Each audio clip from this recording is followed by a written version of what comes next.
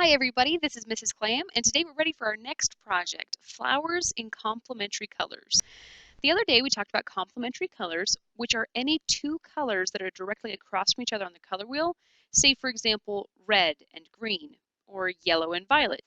Those are primaries and secondaries. You can also use tertiary colors that are complementary, say for example red orange and blue green, or yellow green and red violet. Now, complementary colors have some drawbacks. They do not work for text. It's a bad idea to put complementary colors together in text because it's really hard to focus on. This is called overstimulation. All right, so we're not using it for text, but we are going to use it with black and white photos. Here's what we're going to do. We take a black and white photo, cut it into 3 different sections, and then we color each section using complementary colors. You can see here this segment is done with orange and blue, complementary colors.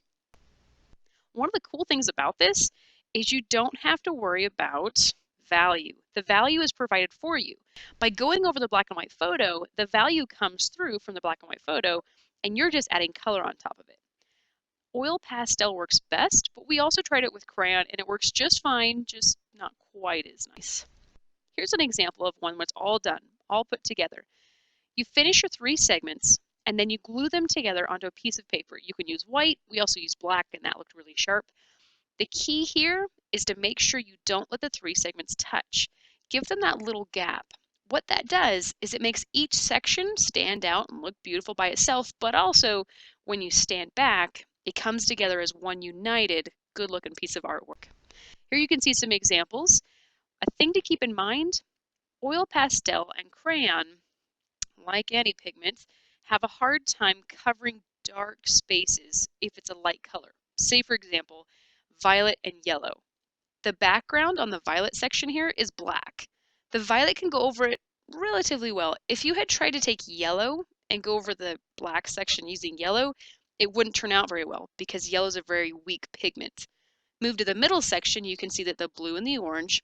The blue is the darkest of the 2 complementary colors. That's where they used it for the background.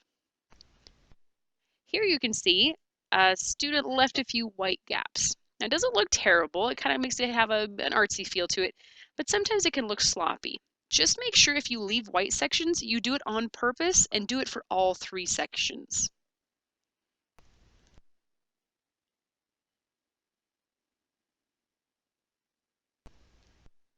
So there you have it. Flowers in complementary colors. Have fun!